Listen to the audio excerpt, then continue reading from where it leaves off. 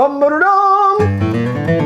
Howdy, welcome to BanjoBenClark.com. I am Banjo Ben, your host here on the website that teaches you how to play banjo, of course, mandolin, and also guitar, and that's what we have this week. We've got a great lesson this week. We're going to work on a lot of technique as well as learn a few solos to this old tune wreck of the old 97. We're going to really work on our pick hand, getting accurate with it, getting loose with it, and getting strong with it. Accurate, loose, strong. Those are all three things that we want to have associated with our pick hand. If you're watching this on Facebook or YouTube here in a moment, I'll ask you to come over to the website, BanjoBenClark.com. You can join as a Go Pick member, have access to this 20-plus minute lesson, as well as hundreds of others that I have over there. I also have the tabs for this exactly as I performed it, and then 3 different speeds of rhythm MP3 tracks you can download and practice along with me. All right, let's dive right into this one. Hey y'all, we're going to learn Wreck of the Old 97 on guitar in the key of G, and we're going to learn a couple solos for it here. It's pretty simple, but we're going to learn much more than that in this lesson. We're really going to work on our pick hand accuracy. We're going to work on also accompanying ourselves whenever we're playing these melodies with some rhythm type stuff. We're going to work on getting that wrist real loose and not using our elbow, but using that wrist to play this rhythm. You know, I remember when I first started learning how to play guitar, even just hitting these individual bass strings accurately seemed almost impossible to me. And then especially doing any kind of single note runs like...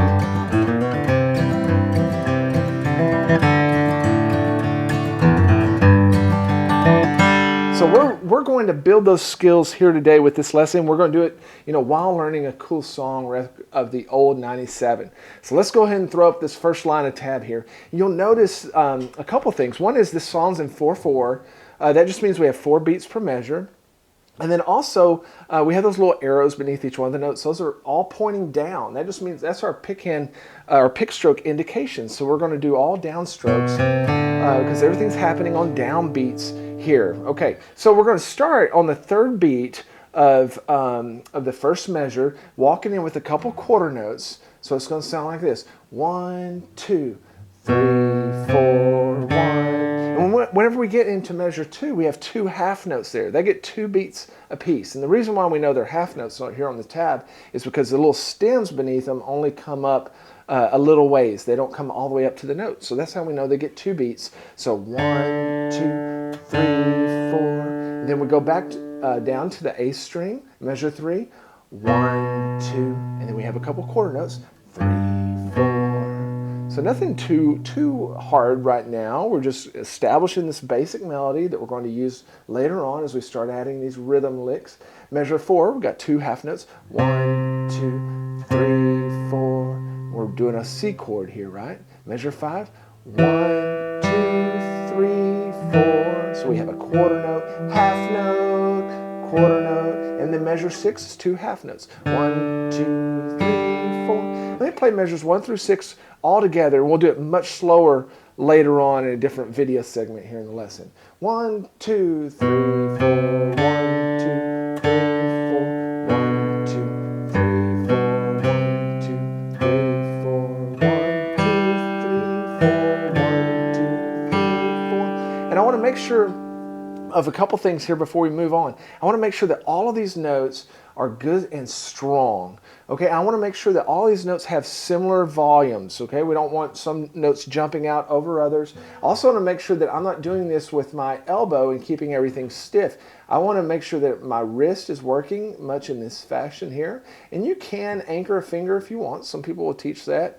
I'm not going to do that. I'm going to lightly feel those bridge pins on the back of my palm there, okay, just to get a little my bearings. And then I want to make sure that I'm striking the notes with more of a wrist movement, and then I do a little bit of thumb in there as well, just a little bit, not as much as Tony Rice would do, but a little bit in there. Now as we go into measure 7, it's really simple. We've got 2 half notes, 1, 2, 3, 4. Then the song goes to a D chord, so we're going to play this 4th fret here on the D string, and it lasts a whole measure and then some. It ties over through the first 2 beats of measure 9. So 1, 2, 3, 4, 1, 2, and then we come back in with a half.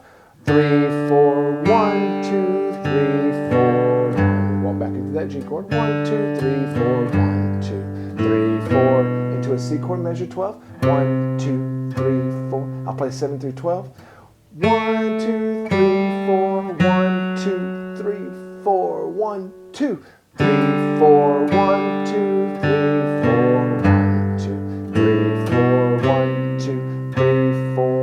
13. 1, 2, 3, 4. Then we just have 4 quarter notes walking around the scale here in 14. 1, 2, 3, 4. And then walk it right on down. 1, 2, 3, 4, 1. And we have a big long note there again. And then at the end of 17, we walk into our next little solo.